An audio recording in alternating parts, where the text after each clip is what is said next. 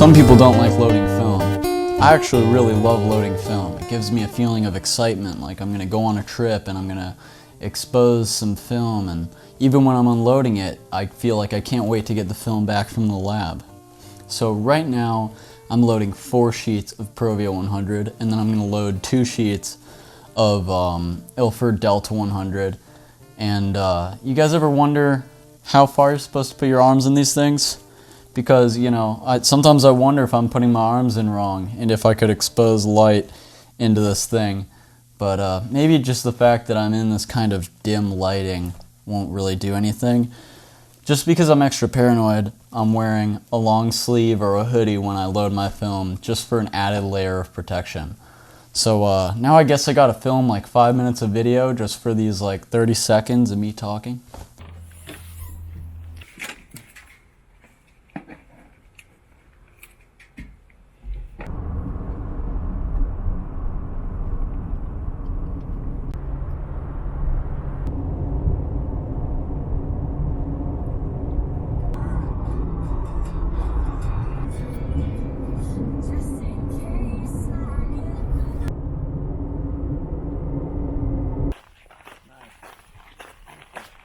We're out here gonna find a large format composition because we got 1 hour till sunset. Sorry if this audio is bad, but don't have a whole lot of time right now to set up the camera or set up my little audio device. Good. Actually, you know that the sun's gonna go behind the Enchanted rock.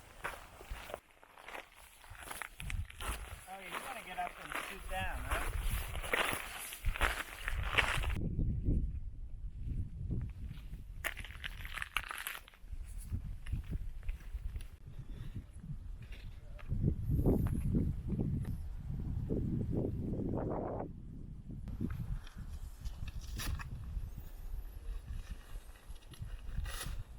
Can you stop now?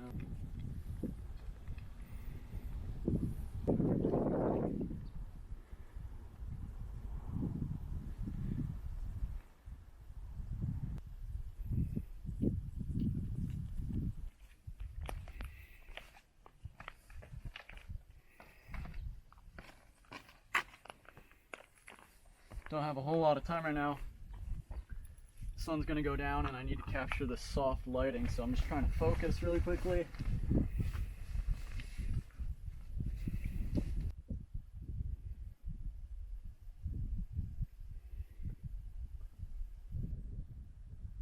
Well, it was quite the journey to get in here, and I've just frantically set this up because we've got about 20 minutes till sunset.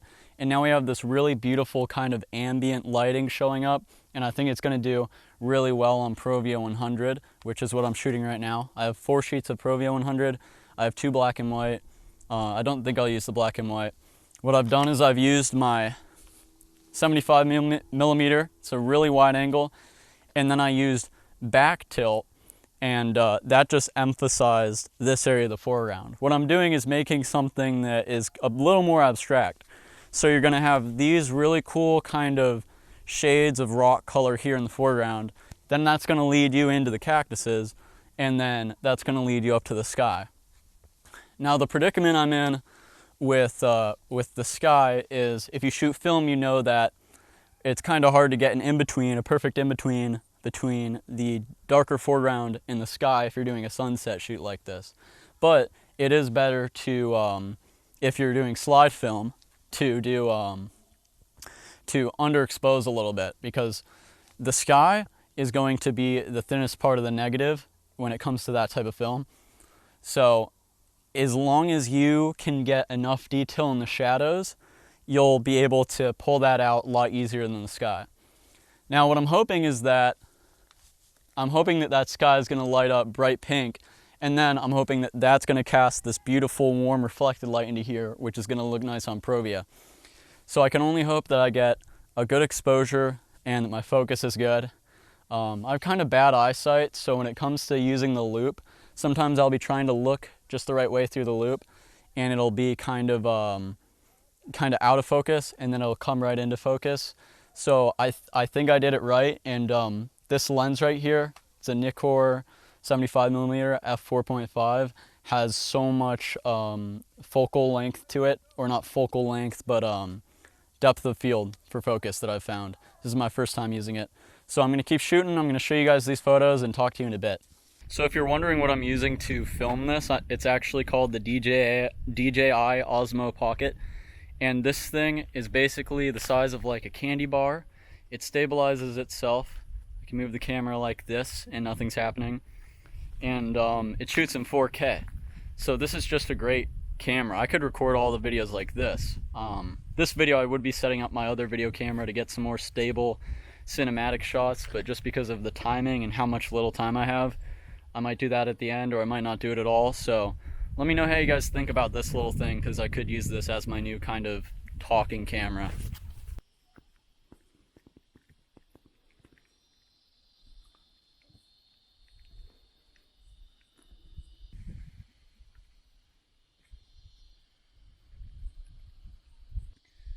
I think what we just shot was probably the best of the light. I thought maybe after sunset the sun would pop up and illuminate the sky some more, but I think it was more of just a kind of ambient pinkish fade, which is going to look really good for Provia. And yeah, I'm most worried about the exposures. I know I got my focus right, but the exposures were definitely tricky. And the last one I did was a little bit brighter than the median exposure. The other two were a little darker just because the sky was a lot brighter. So let's hope this turns out.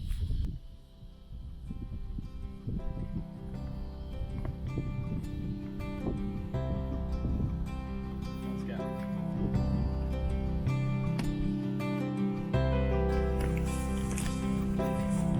Come on.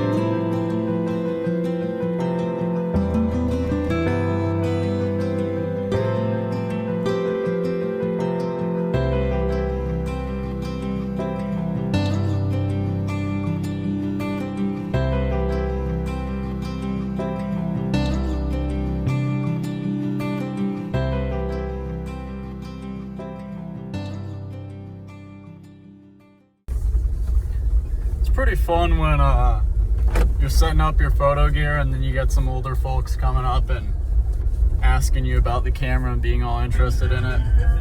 Yep, Johnny Cash. And I had some bikers come up to me while I was kind of like putting my camera gear away, and it's just kind of fun explaining it to them and seeing their kind of like excitement and wonder about it, because it's just something that they've never seen before and they have no clue what it is. So it's like, you know, it's just cool to show people. Oh man, obviously I don't want to get into long conversations with people, but a group of bikers coming up and talking about the camera, it's kind of fun to talk to them about it. So I guess I'm going to leave the video series on this. I don't know how any of these photos turned out. I don't expect any of them to turn out, but this is the end of the trip. Tomorrow I'm going to wake up early. Gonna drive probably 12 hours, close as I can to where I live in Texas, and then that's gonna be it. I'm gonna bring the film in and see how these photos went. So thank you guys for following me along on this journey. And I know there wasn't a lot of cinematic type stuff going on. It was mostly, you know, just me talking about certain stuff and showing you my photos, but that's how I wanted this trip to be. And I'm definitely gonna, you know, get a lighter video camera and do some higher quality videos where there's more cinematic type stuff on my future trips. But this trip I really needed to just be completely, you know, focused on photography and nothing else but photography. Yeah, I just really really needed to focus on my photography and the road that I'm driving on right now. That's why I'm not looking at you guys. But this is a personal trip for me, so I want it to come across that way in the videos. And I didn't want to be trying to make something that wasn't there. I didn't want to be trying to make a video production when there's no need to do that, and I'm just trying to focus on photography. I definitely could have done that on the cloudier days, so, you know. But, I'm glad I did it this way. I got some really great photos. I got some shots that I didn't think I'd get. Like, I got some shots that I think are just as good as, you know, the shots from the photographers that I look up to, you know, the types of photos that really inspired me to do large format in the first place. So I think that's really cool. And yeah, I don't know what else to say. I guess subscribe, like the video. I'm going to be going to Zion in like a month. And then after that, so a month and a half after that, I'll be going to Death Valley. So I'm going to be going everywhere this year.